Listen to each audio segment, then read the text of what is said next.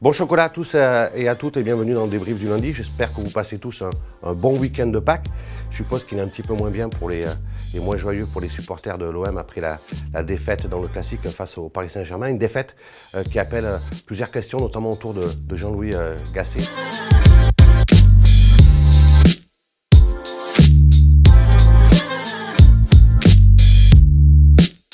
Alors il faut le rappeler, comme le dit lui-même Jean-Louis Gasset, il n'est pas venu pour se marier sur la durée avec l'Olympique de Marseille, il est en mission. Ça avait extrêmement bien commencé pour lui, vous vous souvenez, avec 5 victoires d'affilée. Et puis là, c'est en train un petit peu de patiner avec 3 défaites de rang. Mais elles sont un petit peu normales, ces défaites, quand on sait que l'OM a eu beaucoup de blessés et se présentait diminué face au Paris Saint-Germain. Malgré tout, le Paris Saint-Germain a concédé 22 tirs et Marseille a cadré 10 fois.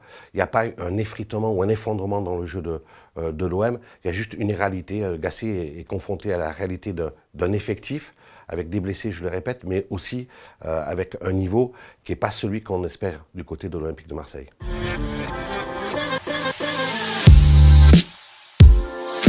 La réponse, elle est un petit peu mitigée, mais je pense quand même pour le oui, pour plusieurs raisons. Alors déjà, premièrement, entre le 5 et le 28 avril, l'OM va être appelé à disputer 6 matchs, dont le quart de finale de la Ligue Europa face au Benfica Lisbonne le 11 et 18 avril, qui risque de lui pomper beaucoup d'énergie. L'OM va être aussi amené à jouer à Lille, à recevoir des équipes comme Lens. Malgré tout, l'OM n'est pas complètement largué au classement. Elle est 7e en embuscade. Elle ne peut encore espérer se qualifier pour la 6e place. Et puis, rappelez-vous, hein, c'est les 6 premières places qui sont qualificatives pour une Coupe d'Europe la saison prochaine, mais aussi possiblement la 7e en cas de victoire du Paris Saint-Germain en Coupe de France, voire même de Rennes. Rien n'est perdu pour Marseille, mais il va falloir que les Marseillais terminent en boulet de canon. Et ça, dans l'histoire récente de l'OM, c'est quelque chose qui est à sa portée, à ses cordes. Marseille, oui, peut encore finir à une place européenne la saison prochaine.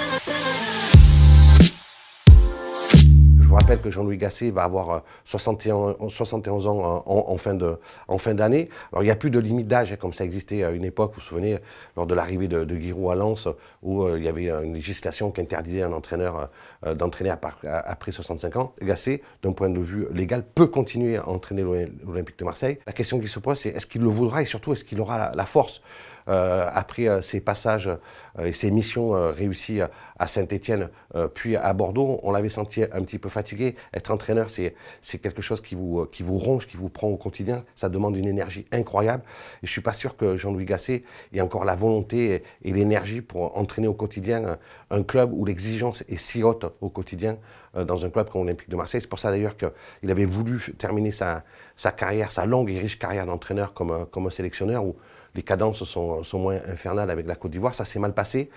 C'est la rédemption pour lui, on l'espère, à Marseille, avec une fin heureuse.